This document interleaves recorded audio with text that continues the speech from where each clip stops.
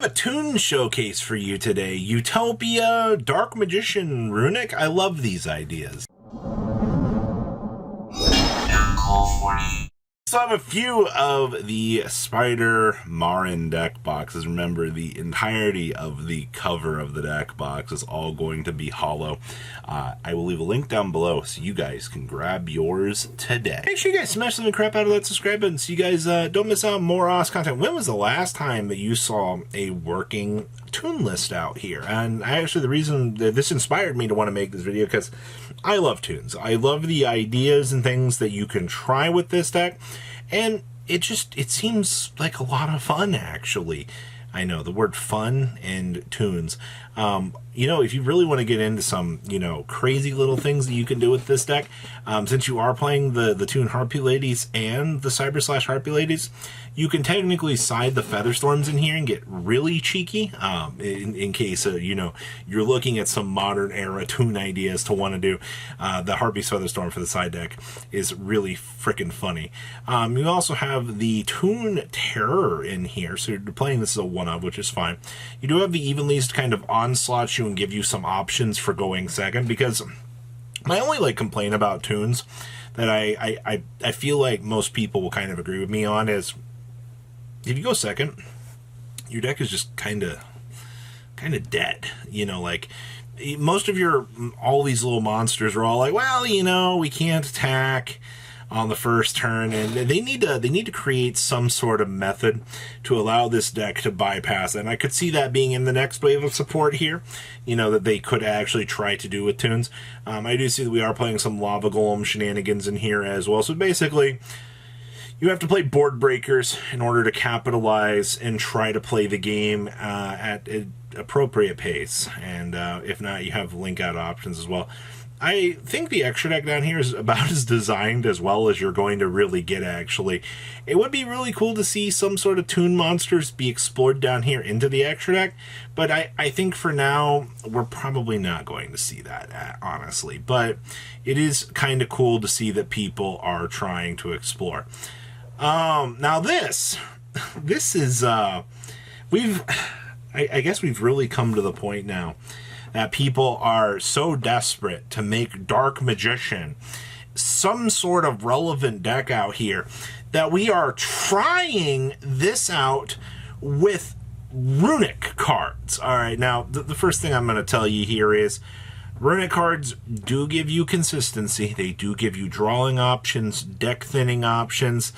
We understand why people choose to play this, even if people look at the engine and they go, this is degenerate, why would you want to do this? It's because people really just want consistency in their deck. And this is another one of those cases where, you have enough consistency among what is already present in your engine package here that you can be able to do this. Also, this deck has an inherently natural attractor to want to be able to use the Magician Souls. And honestly, the fact that, if you do see both fountains, you could send one fountain, draw after you've already drawn your cards off of it, and then slam down the secondary fountain, and you're keeping this filtering option going for you. Also, basically, a little...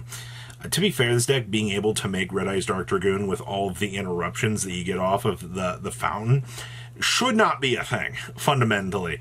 Red Eyes Dark Dragoon is already an annoying card, but when you start to see this thing revving up to 4,000 or 5,000, and then you're like, oh, well, I have infinite filtering options, and then you're using the Runic cards as a form of disruption across your opponent, yeah, your opponent's going to have a very bad time dealing with this. So I do like the idea of what we're trying to do here. This concept seems actually very solid. All right, you could probably very easily win a locals, maybe in a slower format later on down the road for sure, but I'm digging this. This seems creative. All right. Ooh, this is kind of cool. We have some Buster Blader for you today. I've been pretty vocal. I like Buster Blader as a card. I also like the fact that we can, lock our opponent's extra deck with some little dear old friends. I see that we are playing one Buster Dragon with the one Buster Blader, the Destruction Swordsman. That feels pretty normal. Now, you're probably like, why are we playing these branded cards in this deck? Well, here's the thing when you're looking at something like this. Runic cards do give you consistency. They do give you drawing options, deck thinning options. We understand why people choose to play this, even if people look at the engine and they go, this is degenerate, why would you want to do this? It's because people really just want consistency in their deck. And this is another one of those cases where, you have enough consistency among what is already present in your engine package here that you can be able to do this. Also, the fact that, you have You need consistency. Consistency cards are going to let you play this deck, all right? We have learned time and time again that if your deck does not have consistency about it, you are going to have a lot of issues.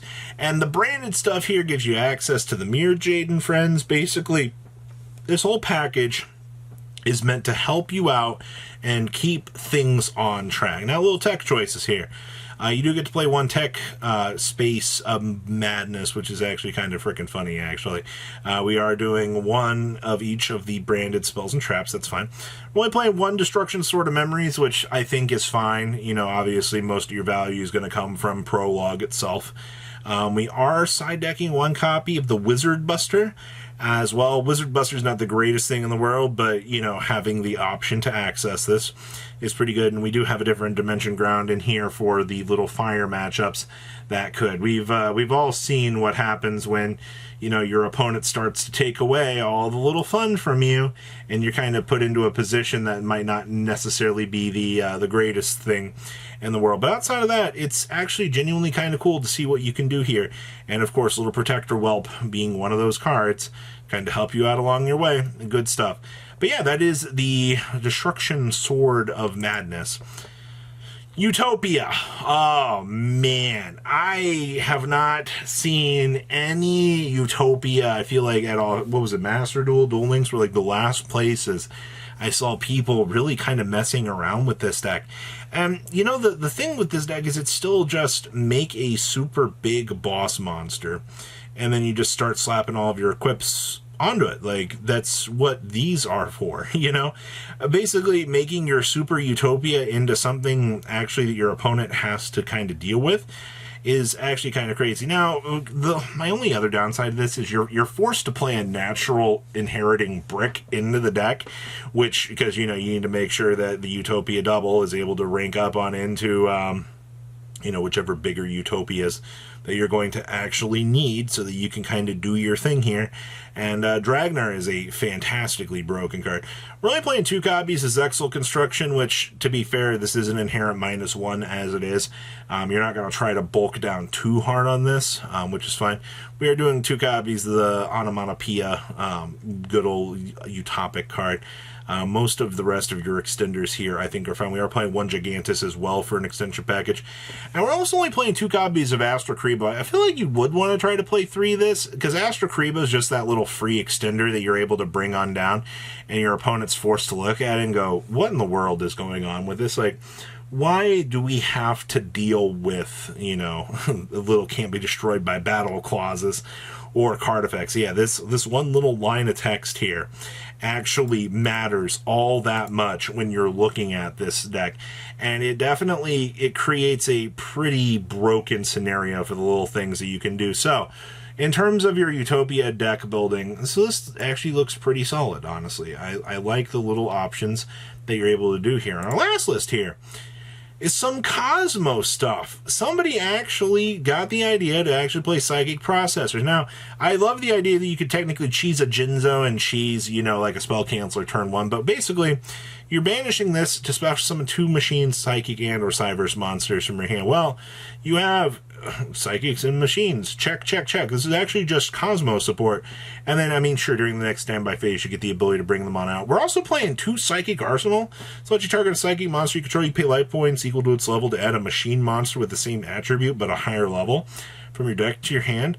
That's just Kozmo support. Look at this. Like, you wanted the ability to be able to toggle, you know, one of this into a destroyer. Like, that's pretty good. And then during your main phase, this card was sent to the graveyard.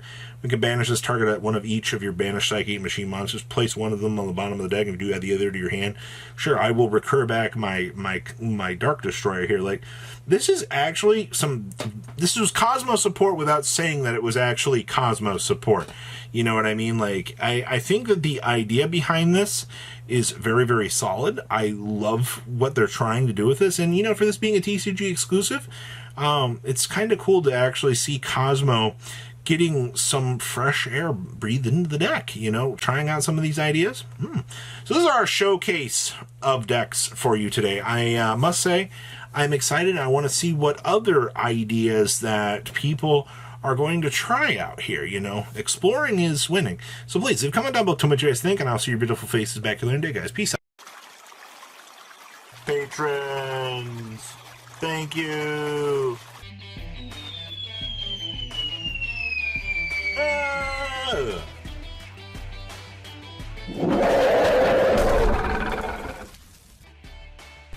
Thank you so much for watching. Check out these other videos.